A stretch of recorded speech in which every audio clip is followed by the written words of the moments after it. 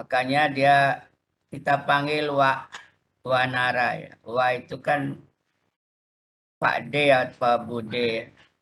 Lebih tua dia. Itu contoh dari Old World Monkey. Saya lanjut ke berikutnya bahwa di lab embriologi ada beberapa yang ikut mengampu sesuai dengan yang ada di jadwal kuliah. Oke. Sekarang apa yang dimaksud dengan embriologi? Sebelum kita mulai ke embriologi, kita kembali ke anatomi ya. Anatomi itu ada 3 kelompok. Gross anatomi, anatomi makro, apa yang kita pelajari di anatomi 1, anatomi 2, dan anatomi topografi. Nah, itu gross anatomi atau anatomi makro.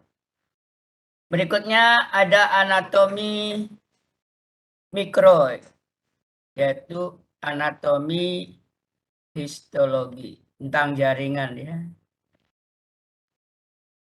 Itu kita pelajari di dalam histologi 1 dan 2. Terakhir ada anatomi perkembangan. Anatomi developmental anatomy. Jadi anatomi perkembangan itu diantaranya adalah embrio. Embriologi, ilmu tentang embrio. Nah, yang mana disebut embrio? Embrio itu ini ya. Embrio adalah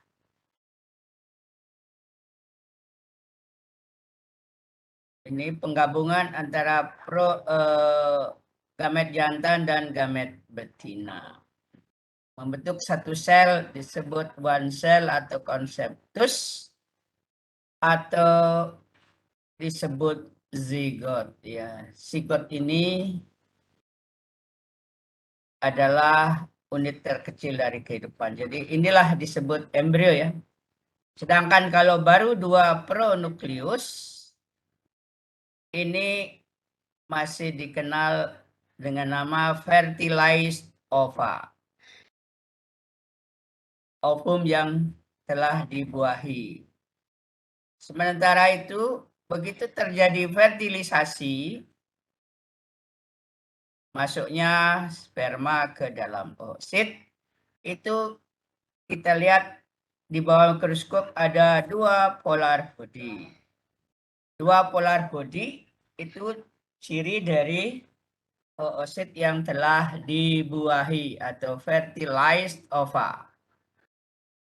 Nah, sebelumnya syarat terjadinya fertilisasi atau pembuahan itu harus ada oosit atau ovum yang telah matang.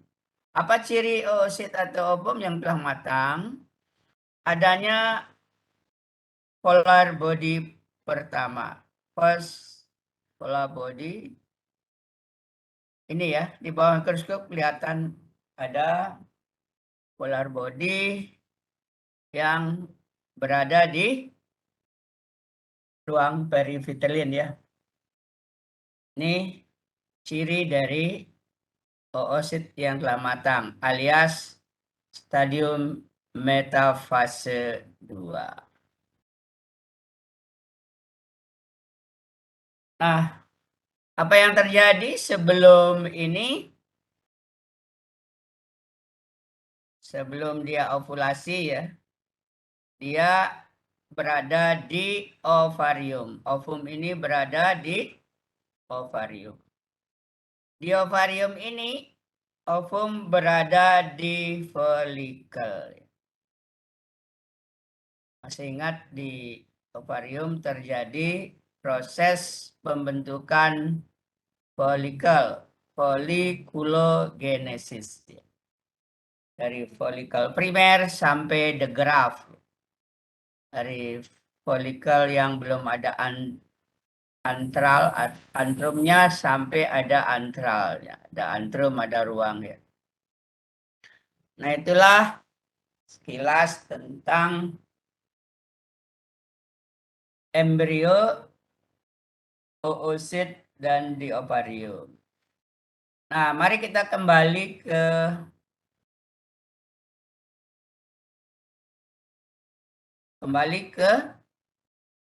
tubuh Anda dulu, tubuh mamalia, tubuh hewan. Bahwa yang kita bicarakan di sini adalah sel ya. Sel, embrio. Dia merupakan sel. Embrio sendiri merupakan gabungan dari organel-organel. Masih ingat organel? Ada apa di organel? Mulai dari nukleolus, anak inti, nukleus, reticular endoplasmic system, RES, ada vakuola di situ, ada sitoplasma, ada membran plasma,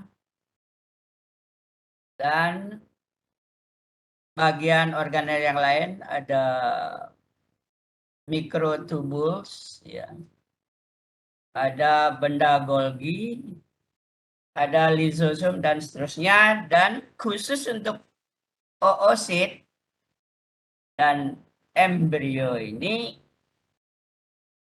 sampai tahap blastosis dikelilingi atau di cangkang, ya, ada cangkangnya. Yang paling luar dikenal dengan nama zona pellucida. Nah, itu dah membedakan dengan sel lain. Jadi kalau mau lihat di bawah mikroskop, zona pellucida khas itu pada oosit dan embrio. Ya. Nah, sel sigut, sel embrio tadi tiada lain merupakan bagian dari jaringan.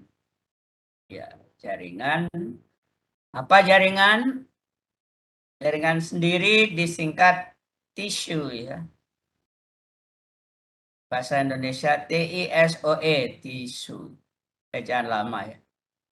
T adalah jaringan tulang, I adalah jaringan ikat, S adalah jaringan saraf, O jaringan otot, dan E adalah jaringan epitel. Berarti kalau sel embrio tadi merupakan jaringan apa saja tadi? Apakah ada tulangnya?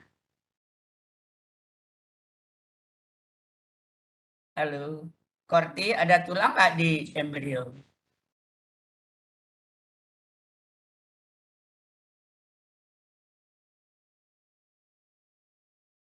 Nggak dengar ya? Oke, tadi jaringan itu tiada lain bagian dari organ. Organ apakah? Organ reproduksi. Sedangkan organ sendiri merupakan bagian dari sistem organ. Sistem organnya apa? Sistem reproduksi. Kemudian seluruh sistem, baik itu sistem tulang, sistem otot, sistem saraf, sistem tulang, sistem sendi, sistem otot, sistem pencernaan, respirasi, urinasi, endokrin, saraf, sirkulatori, integumen, dan sensoriogen. Nah, itu keseluruhan membentuk organisme. Organisme artinya organ-organ yang berpaham, ya, isme. Jadi suatu bagian tubuh itu yang terdiri dari berbagai organ, berpaham organ, itu dia. Saya ulangi, tubuh Anda terdiri dari 12 sistem organ, ya, kalau disingkat Samdrurensis. Skeletal, artikular, muskular, digestif, and so on. Kemudian kalau diambil salah satu dalam hal ini, karena reproduksi, berarti sistem reproduksi. Apa organnya? Mulai dari ovarium, tuba falopii, uterus. Apa jaringannya? Ya, jaringan ada saraf di situ, ada otot di situ, otot yang otot polos, ada epitel di situ, endotel dan epitel juga, dan ada epitel, ya, otot epitel saraf, jaringan ikat juga, ya. Jadi di situ ada jaringan. Nah, tadi kalau kita ambil contoh ovarium misalnya, terdiri dari apa? Berarti ada sel-sel di situ. Ada sel oosit atau ovum, ada sel-sel granulosa, dan seterusnya, ya. Ada membentuk. Jadi masih ingat ovarium terdiri dari korteks yang di pinggir, di luar, dan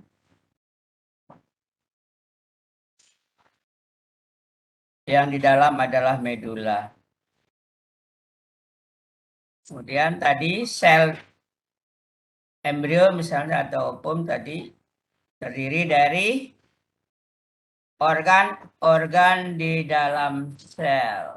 Organ-organ di dalam sel dikenal dengan nama organella. Organella itu ya mulai dari nukleus, inti sel, anak inti, nukleolus, kemudian benda Golgi, badan Golgi, RES, rhizosum, vakuolum, mikrotubus, sitoplasma yang lain, plasma membran, dan terakhir paling luar adalah zona pellucida. Nah, sekarang kalau kita ambil salah satu organel misalnya inti, ya. Apa saja organel inti itu terdiri dari apa? Terdiri dari molekul. Ada molekul air H2O, ada molekul garam NaCl. Dalam hal ini kalau inti berarti ada DNA, deoksiribonukleik acid, asam deoks. Ada juga RNA, ribonukleik acid, RNA, dan seterusnya. Kemudian kalau molekul-molekul tadi kita ambil contoh terdiri dari atom, misalnya H2O, air, berarti ada hidrogen, ada oksigen. Misalnya kalau garam, NaCl, ada natrium, ada klor, ya. Nah, misalnya kalau H2, hidrogen, terdiri dari atom hidrogen. Nah, kalau dari atom tadi kita ambil satu misalnya, dipecah-pecah, ternyata terdiri dari partikel. Ada pennya situ, ya, proton, elektron, neutron. Yang di dalam inti itu adalah protonnya, di luar yang mengelilingi atom adalah elektron, sedangkan yang netral tidak bermuatan itu di dalam itu neutron. Selanjutnya lagi kalau masih dibagi-bagi, ini terdiri dari quark ya. Ada macam-macam lagi. Silahkan perkembangan ilmu diikuti. Lanjut. Apa yang terjadi di ovarium setelah oosit diovulasikan ya. Sebelum oosit diovulasikan, maka di ovarium itu ada bentukan seperti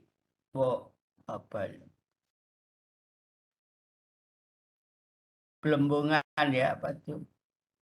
Ini yang permukaannya licin ya. Ini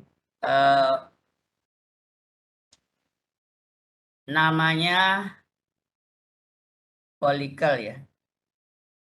Folikel kalau Anda raba dengan tangan itu permukaannya licin seperti apa itu balon ya, balon berisi air. Berikutnya kalau setelah ini ovulasi ya, setelah ovulasi maka apa yang ditinggalkan berubah menjadi berwarna kuning. Tadi berwarna merah. Apa namanya? Begitu ovulasi di sini akan berwarna merah ya. Namanya corpus rubrum atau corpus hemorrhagicum. Itu masih warna merah. Kalau Anda endoskopi baru bisa kelihatan itu warnanya ya. Tapi kalau hanya eksplorasi rektal, Anda akan hanya merasakan bahwa ada lubang seperti gunung meletus ini. Baru ovulasi, ada lekuk sini. Nah itu disebut corpus luteum dini ya. Early CL. Corpus luteum dini. Itu ini sudah namanya corpus luteum. Kalau dia bunting di sini berhasil, maka corpus luteumnya disebut CLP atau CLG ya, bukan PCLG, corpus luteum graphiditatum. Selanjutnya, kalau sudah tidak berfungsi lagi, kalau tidak ada kehamilan nanti di sini, corpus luteum graphiditatum ini akan mengalami lisis. Dia akan menjadi corpus albican, dia warna putih.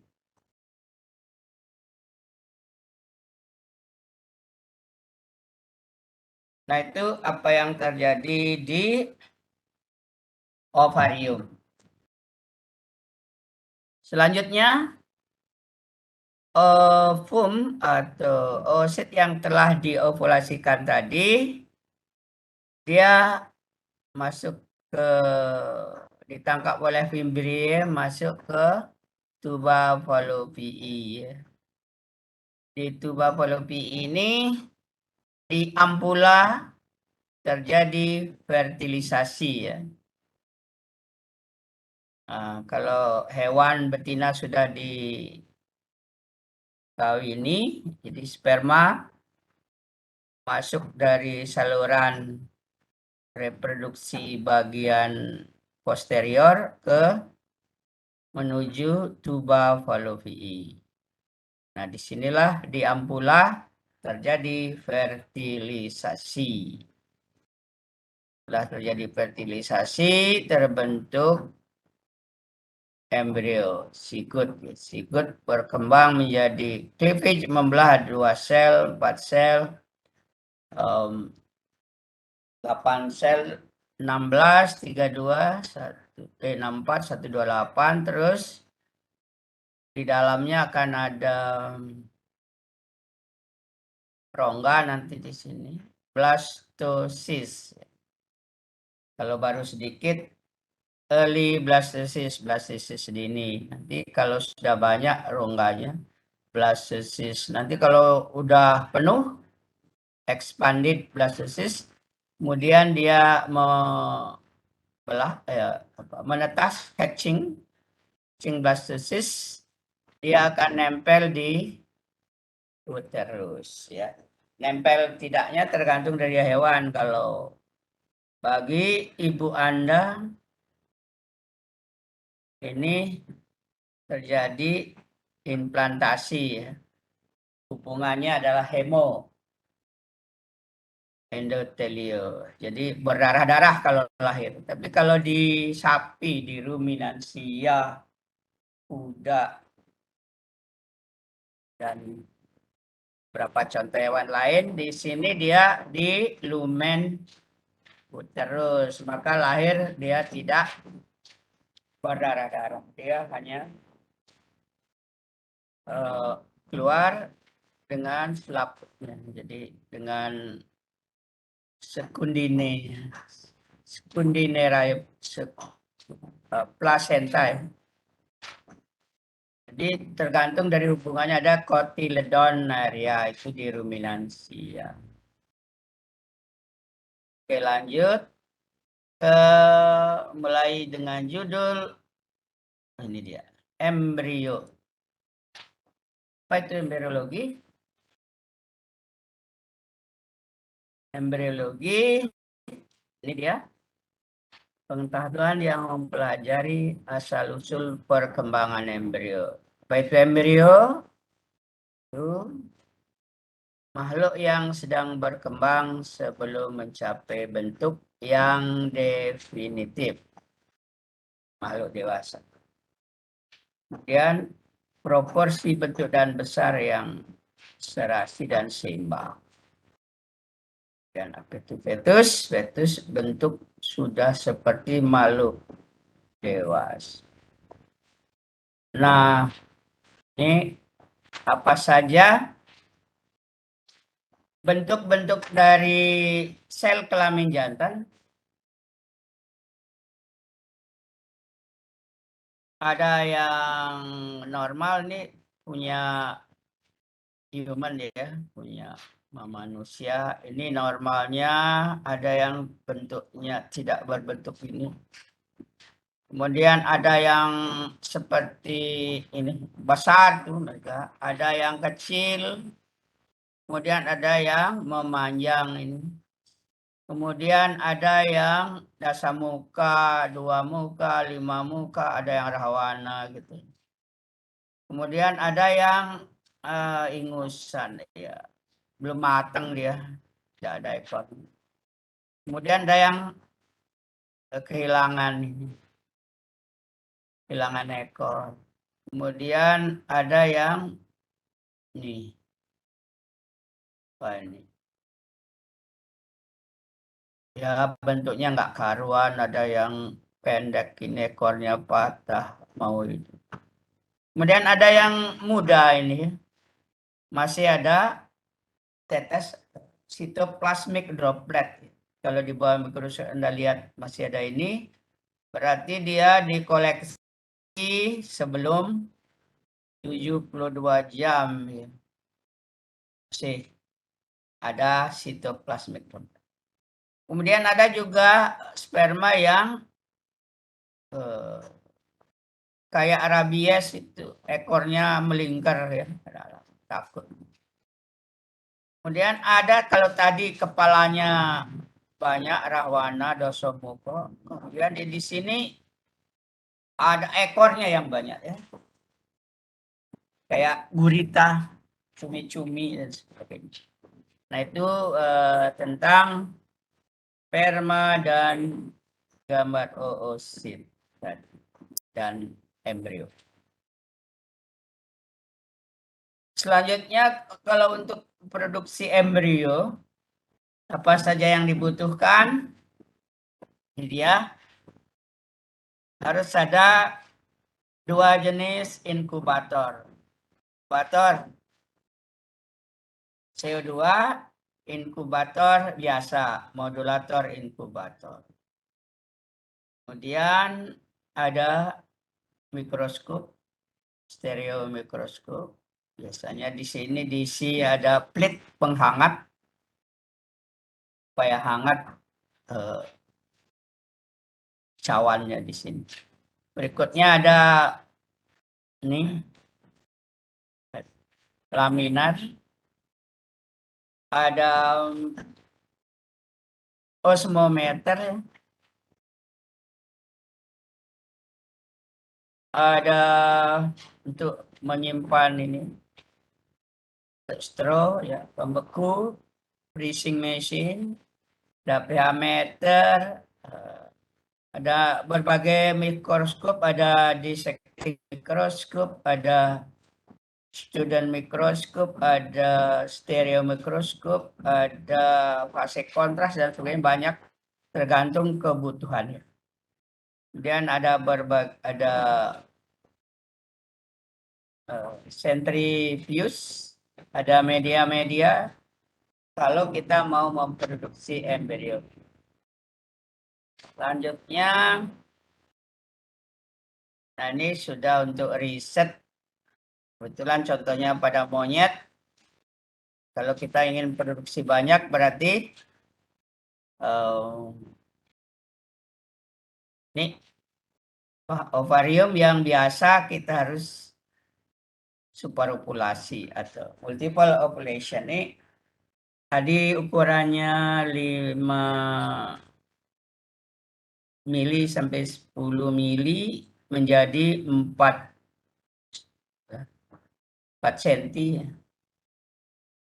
Jadi gede di monyet, di manusia juga. Nah ini gimana teknik ini di koleksi oosit. Di sini koleksi sperma. Itu contoh-contoh. Nah ini gimana bentuk-bentuk kepala sperma yang normal gimana.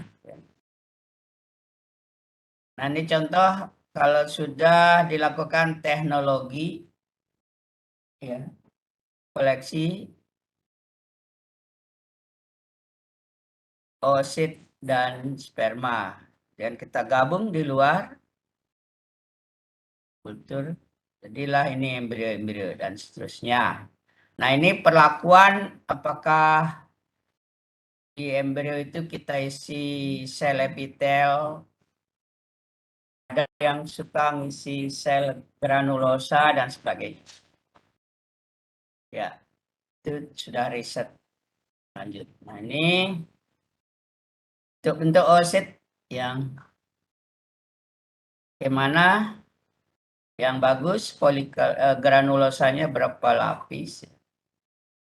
Jadi COC, cumulus oocyte complex. Jadi sel-sel corona radiata di sini tadi sudah seperti awan ya, sudah berbentuk cumulus ya. Di sini kalau dilihat di bawah mikroskop. Nah ini teknologi kalau sudah punya embrio diapakan, kalau banyak ya disimpan di sini, dibekukan ya, freezing mesinnya begini. Terus setelah disimpan nanti berapa tahun pun semasih ada nitrogen cair ya, itu bisa bertahan lama, ratusan tahun. Nah kalau tergantung dari teknologi penyimpanan, ada yang sementara, ada yang lama. Kalau baik sementara maupun lama, baik fresh atau freeze, segar ataupun beku, nanti itu yang beku di towing, yang segar langsung ditransfer. Transfer, kita lihat di bawah mikroskop, umur ini kalau monyet ya 18-20 hari udah kelihatan sini ada kebuntingan apa tidak. Itu.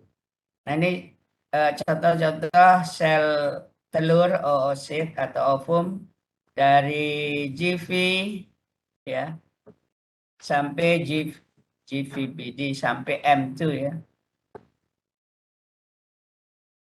Nah, ini contoh ini. Ini yang namanya oosit yang M2. Ini GVBD, ini GV ya. Sel-sel GV itu intinya sudah berhenti, GV sudah tidak ada intinya breakdown. Ini M1, kemudian ini sudah keluar the first polar body-nya ke ruang peripetalin. Nah, ini M2. Terus kalau sudah difertilisasi ini, ya difertilisasi apa yang terjadi di sini ada dua polar body. Ini namanya fertilized ova. Selanjutnya pronukleus di sini berkembang menjadi 2PN. Ini dua pronukleus ini masih fertilized ova.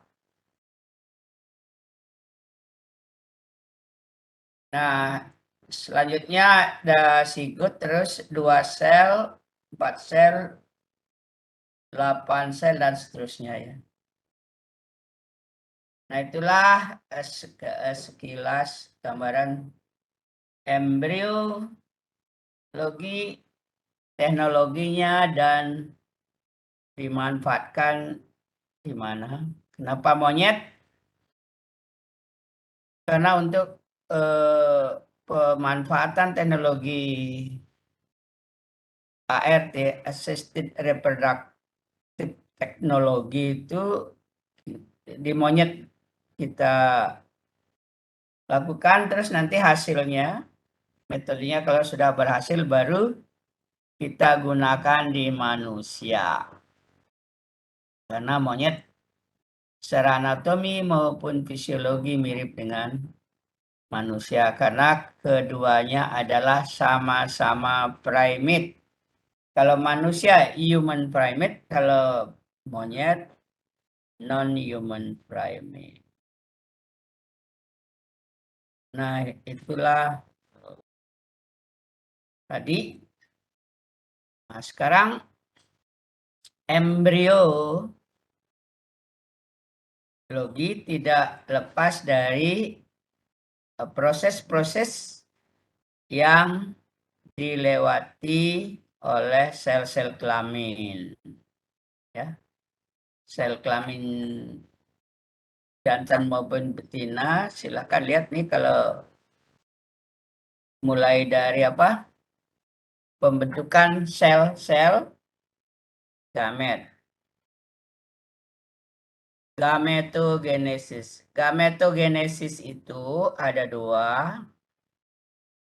Oogenesis, proses terbentuknya ovum, dan spermatogenesis, proses terbentuknya sperma. Kita lihat dari spermatogonia mengalami mitosis. Terbentuklah ini ya. Ini dia. Kemudian dalam divisi meiosis, dari sel-sel satu sel spermatogonia akan menghasilkan 4 spermatozoa yang fungsional. Sedangkan pada oogonia, satu sel oogonium ini hanya menghasilkan satu oosit yang fungsional. Sedangkan yang lainnya akan berubah menjadi ini ya. Jadi first, second dari ini akan menjadi polar body.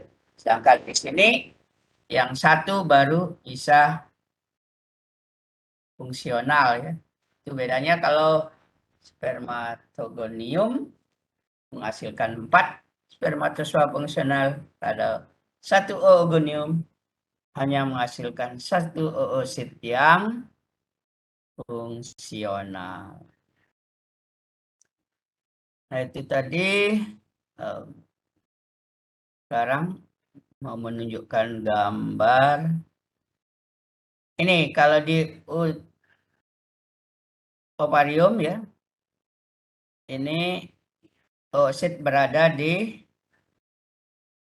dalam folikel ya. Folikel dengan bagian-bagiannya nanti kalau di histologi dilihat di situ di mana posisi.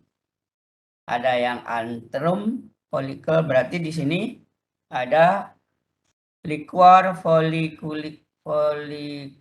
Jadi ada cairan folikel di sini. Cairan folikel apa namanya? Tadi liquor foliculi apa kandungannya? Jadi dia mengandung mengandung hormon estrogen. Dibentuk oleh sel-sel TK internal. Nah, itu berikutnya. Nah, ini tadi bicara tentang oogenesis, sekarang spermatogenesis ini. Perhatikan kalau di sini spermatogonia menjadi sperma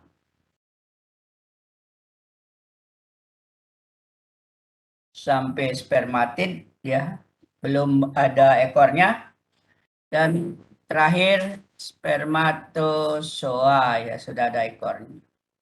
Nah ini semakin jauh dari membrana basalis ini ya. Kalau di sperma itu ya makin matang dia, makin jauh. Ya. Perhatikan nih, katilumen berarti di sini spermatozoanya matang. Sedangkan di ini di ovarium makin dekat dengan korteks, ya, makin dekat dengan tepi, justru folikel degrapnya itu paling dekat ke tepi ya. Sedangkan folikel primer, sekunder, tersier masih agak mendekat, lebih ke arah medula. Sedangkan spermatogenesis justru balik ya. Spermatozoa yang matang ini yang sudah paling dewasa berada jauh dari permukaan. Lanjut, ini kepala-kepala sperma yang apa yang menyusunnya ya. Ada akrosom, ada inti, dan seterusnya. Kemudian ini proses jadi fertilisasi mulai dari ini dan seterusnya sampai tertanam sampai masuk ke oosit. Nah, ini sel apa yang berpengaruh hormon-hormon ini di epifisa. Kemudian ini adalah siklus sel, ada GM, ada start, ada G1, G2. Contohnya yang termasuk ini siapa?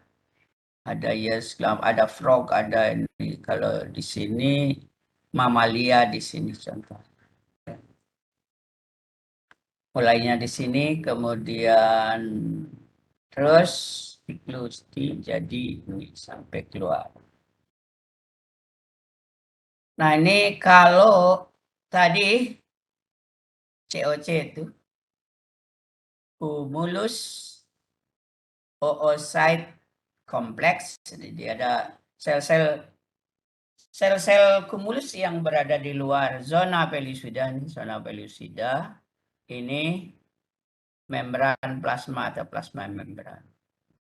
Kalau kita perhatikan oosit yang lengkap itu, ya, yang COC, kumulus oocyte kompleks itu terdiri dari ini ya, plasma membran dan zona pelusida, ada sel-sel granulosa. Sel-sel granulosa sekitar sel telur namanya corona radiata ya, membentuk mahkota.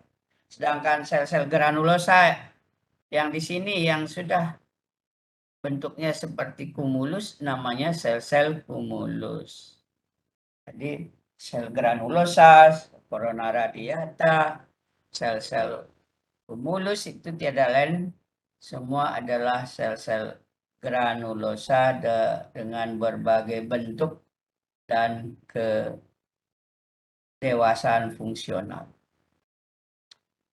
Nah, tadi apa tindakan-tindakan yang kita lakukan kalau mau memproduksi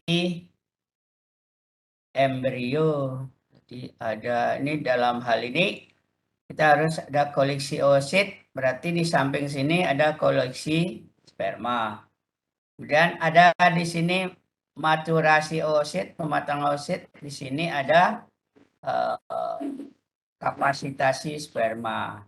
Berikutnya oosit yang telah matang M2 fase M2 ya, M2 phase, metafase 2 digabung dengan spermatozoa yang telah matang. Gabung ya, terjadilah fertilisasi. Apa cirinya? Kalau sudah terjadi fertilisasi ada the second polar body atau lebih lanjut ada dua pronukleus. Nah, itu disebut fertilizova. Fertilizova selanjutnya ini menjadi one cell atau konseptus atau zigot. Selanjutnya terjadilah cleavage, perkembangan embrio dari 1 menjadi 2, 2, 4, 4, 8, 8 ke 16 dan seterusnya. Terus jadi compacted morula, kemudian morula, blastosis, blastosis dini, blastosis expand, dan selanjutnya terjadi gastrula. Gastrula sudah dinempel. Kemudian pada teknologi ada dibekukan, kalau banyak setelah dibekukan di thawing ya,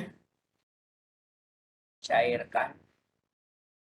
Setelah cair baru ditransfer. Kalau dia metodologi penyimpanannya melalui pembekuan. Setelah transfer tentunya kita tunggu kapan terjadi kebuncingan. Nah, ini bentuk-bentuk kepala berbagai spesies. Ada kelinci, ada marmut, ada ayam, ada. Mana punya Anda di sini? Adakah? Ya, kepala-kepala sperma itu beda-beda. Ada yang kayak arit, ada yang kayak. Nah, ini perkembangan. Ya, lihat nih. Bawalah nanti telur kodok. Perkembangannya di bawah keliaran seperti ini. Ya, embrio.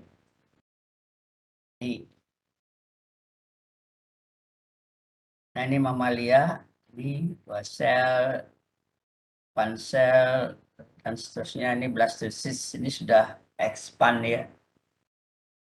Nah, ini kalau blastosis tadi ini terdiri dari tropoblast. Ini akan menjadi hari-hari. Sedangkan ini inner cell mass ICM akan menjadi embrio. Ini A tadi dia keluar dari cangkangnya, ini cangkang zona pellucida. Ini disebut dengan hatching blastosis. Jadi dia akan menetas keluar. Jadi terus dia akan mengalami implantasi. Implantasi, perhatikan ini yang akan menjadi embrio inner cell mass yang menjadi embrio ini, dia akan nempel di uterus, ini induk, ini fetus nanti ya. Sedangkan ini bagian luar tropoplas akan menjadi ari-ari. Nah, ini yang mengontrol kejadian baik itu estrus, gunting, melahirkan, dan seterusnya. Nah, teknologi dari keseluruhan tadi ada yang dikenal dengan ITSI ya, intrasitoplasmic sperm injection. Jadi sperma dimasukkan ke sitoplasma atau ooplasma ya, dengan cara paksa. Ini teknik pemerkosaan oosit ya, dengan cara ITSI, SUTSI, ZD, PZD. Ini yang paling banyak dilakukan di rumah sakit bayi tabung yang mempunyai bayi tabung, teknologi bayi tabung di seluruh Indonesia ini paling mudah. Tapi ada juga dengan subzonal injection, jadi subzona ya, bawah zona. Kemudian ada partial zona dissection, jadi ada di bagian ini. Ada juga ngebor ya, zona drilling, zonanya di bor. Dari seluruh teknik yang ada ini, yang harus dihindari adalah jangan sampai kena polar body ya. Polar body dihindari ya, teknik apapun, baik di sini, baik di sini, baik di sini. Nah itu berikutnya ini kalau kita mau menggunakan mikropipet, ini handle-nya, tabung yang kita bikin juga mikro tabung. Jadi ini mau seperti tadi, mau ITSI, mau SUTSI, mau ZD, mau ZD ya. Pakai teknologi ini bisa dibikin.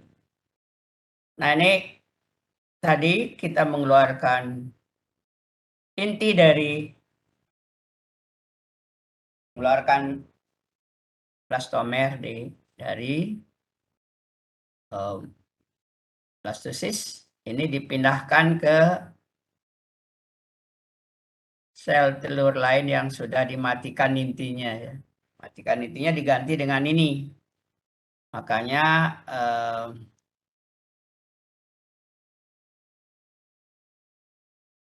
apa namanya? Kita buat cloning ya. Cloning ini transfer inti. Jadi kalau di sini ada 128 blastomer, kita pindahkan ke 128 sel telur yang lain yang telah dimatikan intinya ya. Nah, kita akan menghasilkan 128 bayi yang mirip ya. Bersama. Contohnya ini 100 korawa. Dasamuka, Dursasana, and so on sampai Dursila itu 100 saudara itu adalah hasil teknologi ini ya, cloning. Sedangkan Pandawa itu adalah contoh teknologi IB, jadi spermanya dari si dewa A, dewa B, dewa C, dan seterusnya sampai dewa kembar. Sehingga anaknya kembar. Nakula Sahadev. Itu teknik IB. Itu. Nah, inilah contoh-contoh sel-sel telur. Kemudian nih embrio. Nah, sekarang pipet yang kita buat, mikropipet itu tentunya tidak boleh melebihi dari 20 mikrometer. Karena oosit Itu umumnya tergantung hewannya ya. Ada 100 mikron, ada 120, ada 80. Mikropipetnya harus maksimal 20 karena kepala sperma itu 5 sampai 15 mikro. Nah, ini berbagai apa yang terjadi setelah fertilisasi. Ada 2 pronukleus, ada 3 dan seterusnya.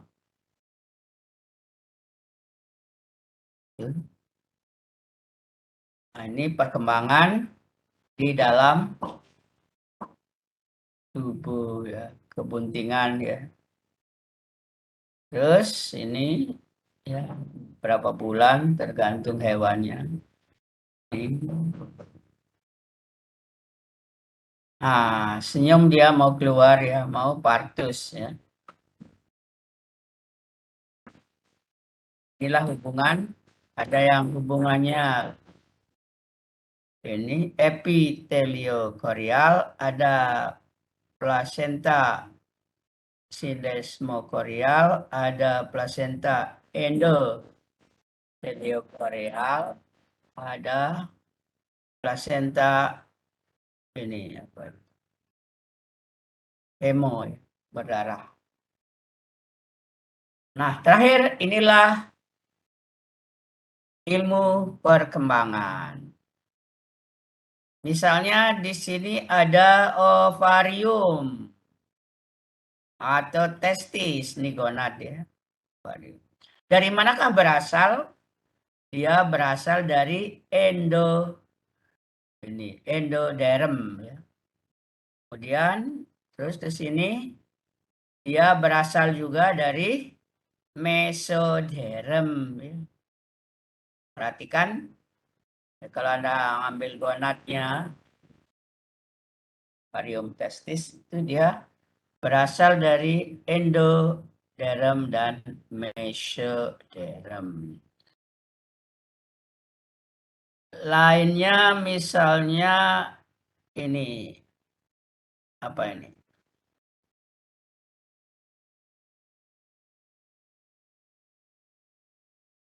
Ini contoh semua ada ya cabang-cabang di sini.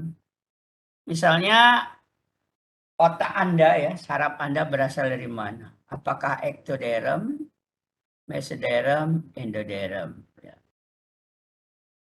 Dari sini kelihatan. Kemudian otot berasal dari mana? Nah, di sini semua ada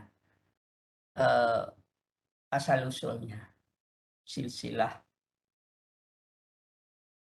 Nah, itulah secara selayang pandang keseluruhan dari embriologi secara in vivo maupun in vitro. Masih ada waktu 3 menit. Saya akan berhenti sharing ya. Mana dia? Stop. Saya kira itu pendahuluan hari ini sebagai pemanasan. Saya beri kesempatan kepada Korti A. Halo Korti A.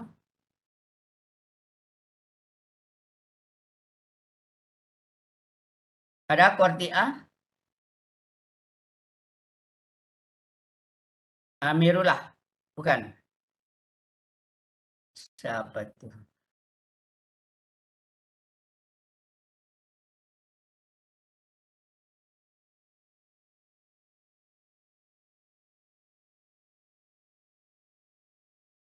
Artinya imam, Dok. Kenapa?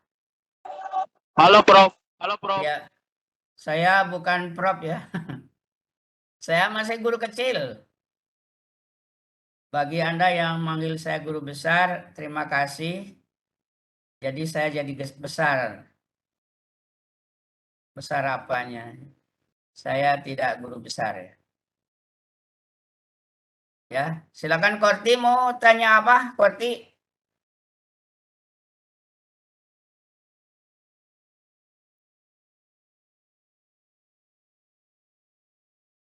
Korti A? Kalau tidak ada Korti A, mulai iseng-iseng nih Ahmad. Ahmad Raihan.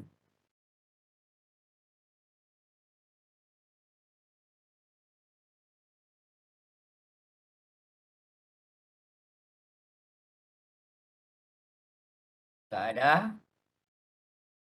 Izin menjawab, Dok. Selamat pagi, Dok. Oh ya, Selamat pagi, silakan. Dok. Untuk Korti kelas A sedang ada pertandingan bulu tangkis, Dok, untuk Dias Natalis, jadi kurang bisa untuk on mic. Oh iya. Ingat ya sudah ada keluar presensi, daftar presensi. Daftar harian udah ada keluar di OASE.